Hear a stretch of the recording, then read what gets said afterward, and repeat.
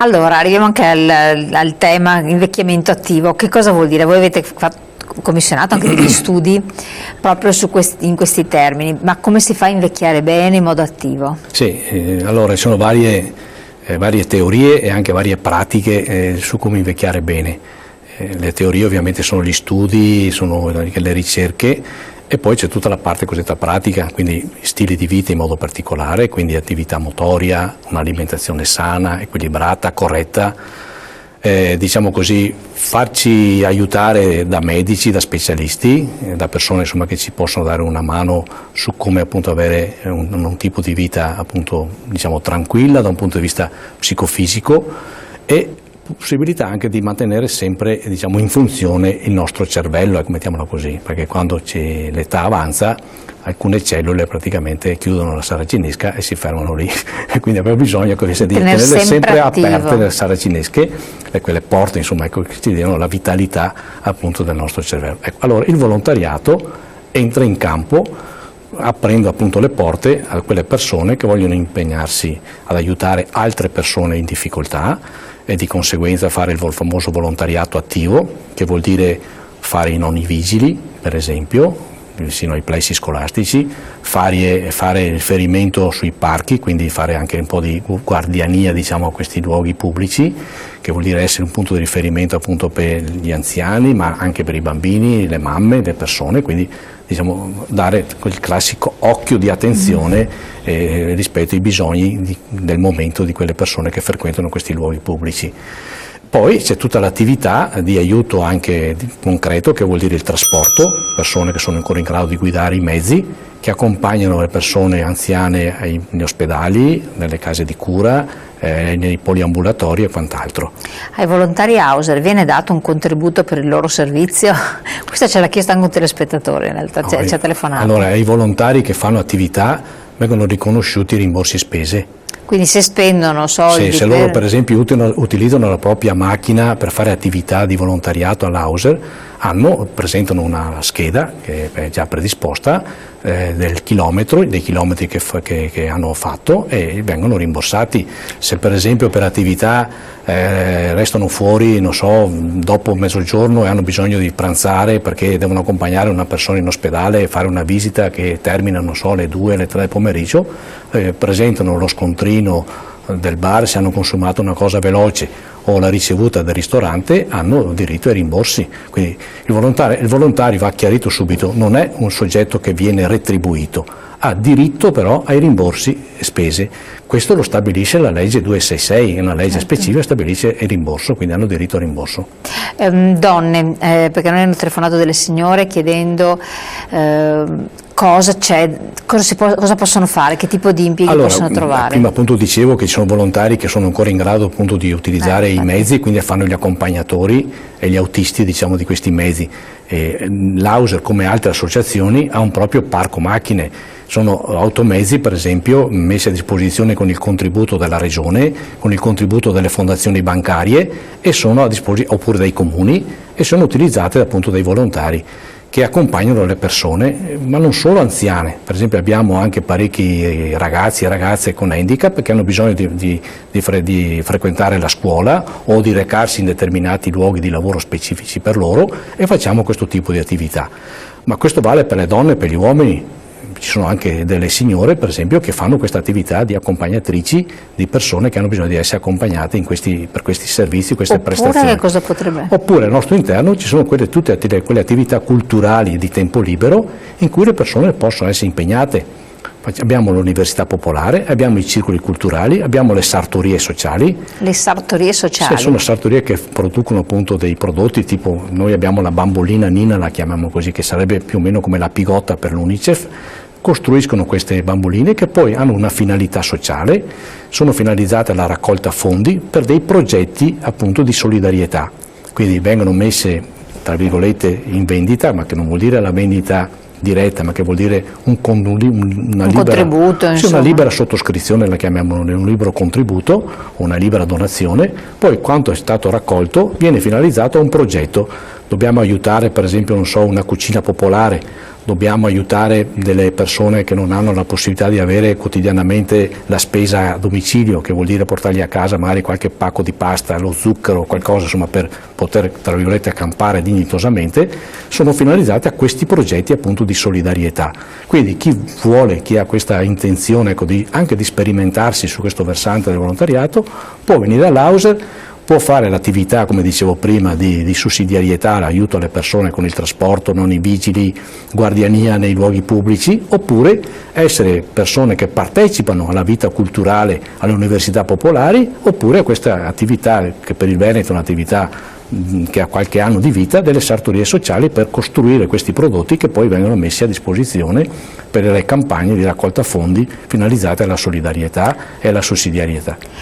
Corsi, ci hanno chiesto attività motoria alcuni anziani, sì, e corsi di didattica vari. Sì, ci sono circoli che fanno attività appunto di ginnastica leggera, la chiamiamo noi perché noi non possiamo fare ovviamente ginnastica impegnativa, fanno appunto questa attività leggera, ci sono corsi di yoga per esempio, ci sono anche dei corsi di ballo, che sempre vuol dire sempre attività motoria, oppure quella famosa ginnastica appunto leggera, con delle persone che sono state magari nel passato insegnanti di ginnastica o insegnanti insomma di vari livelli di queste attività, e che sono volontari adesso a disposizione per fare queste, chiamiamolo, mezze giornate, alcune ore di attività motoria all'interno delle nostre realtà.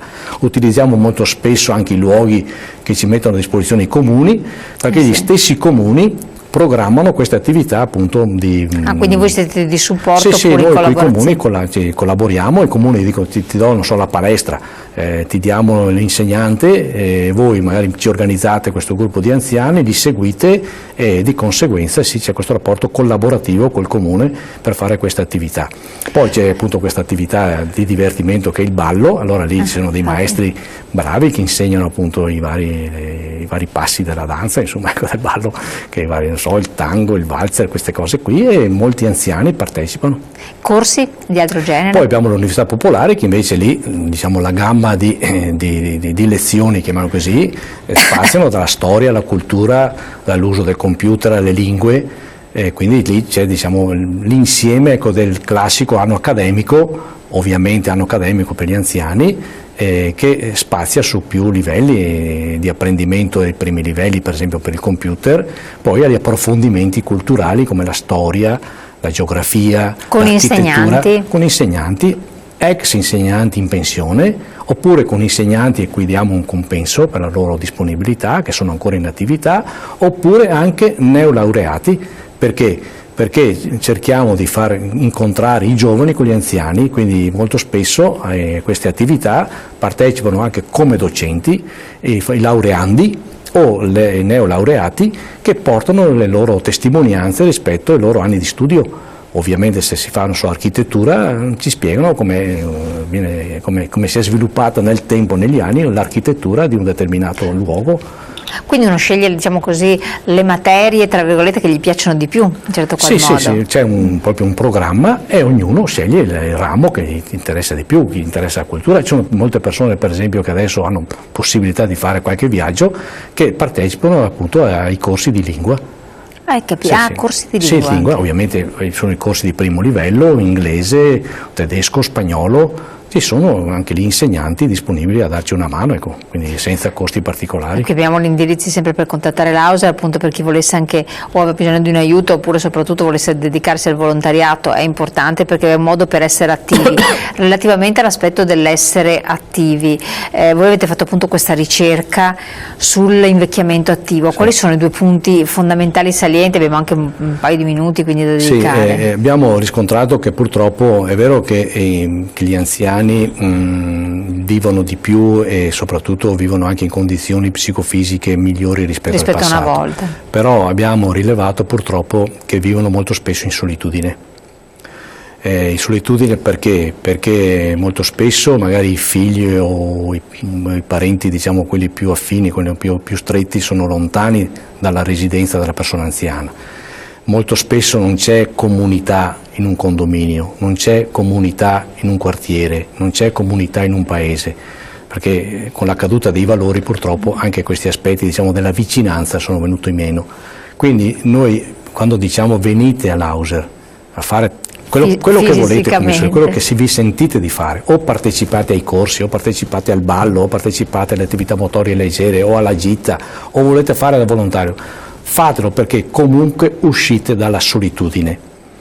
Se usciamo dalla solitudine viviamo più a lungo e viviamo anche meglio, soprattutto stiamo in comunità. Quindi la nostra ricerca appunto sull'invecchiamento attivo soprattutto parte da questo contesto, che è un contesto preoccupante di solitudine. L'altro contesto in cui noi partiamo è quello appunto che la persona che, ripeto, è inattiva rispetto a quello che svolgeva prima, tende ad avere uno stile di vita poco equilibrato. Quindi magari si fuma troppo, si mangia in maniera disordinata, si beve qualcosa che non dovrebbe essere bevuto, penso superalcolici, alcol e quant'altro, troppi caffè, insomma cose qui, tutti elementi che creano scompensano il fisico. Perché diciamo questo? Perché poi quella persona comunque corre spesso dal medico, va dal medico, ha bisogno di cure, ha bisogno di assistenza, però tutte queste attività di medicina, di assistenza e di aiuto molto spesso gli anziani non hanno la possibilità, ecco, di contribuire alla compartecipazione e quindi si lasciano andare. E questa è, diciamo, l'altra preoccupazione. Quindi solitudine è uno stile di vita, diciamo, che può creare difficoltà psicofisiche alla salute della persona. Quindi quando parliamo di invecchiamento attivo noi chiediamo alle pubbliche amministrazioni, governo, regioni e comuni, di mettere dentro i propri bilanci delle risorse per poi utilizzarle finalizzate alla prevenzione, diciamo, di questi aspetti negativi, solitudine e stili di vita, diciamo, poco conformi, diciamo così, al cambiamento psicofisico della persona. In che termini agire? Chiedete, cioè, che cosa dovrebbe fare, che provvedimenti?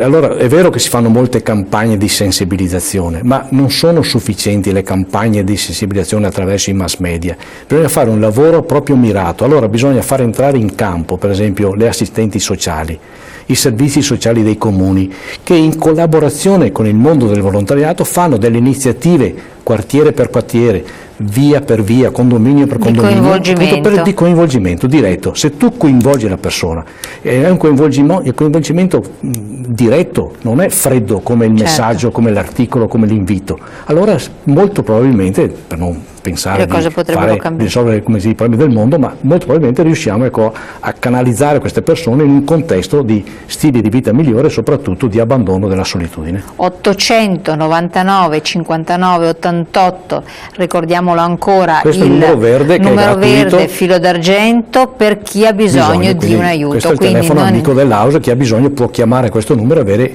gli aiuti che noi possiamo dare, e siamo nelle condizioni di dare. Insomma, vale la pena. Chiaro. Franco Piacentini, Presidente dell'House Veneto, grazie di essere stato qui con noi, grazie a voi di averci seguito, di aver partecipato con i vostri messaggi. 35 euro per ogni anziano effettivamente aiutato. Ecco, questo è un suggerimento che vi viene dato. Prenderemo in considerazione. Grazie ancora, grazie ai nostri telespettatori. Buongiorno. E noi ci rivediamo domani.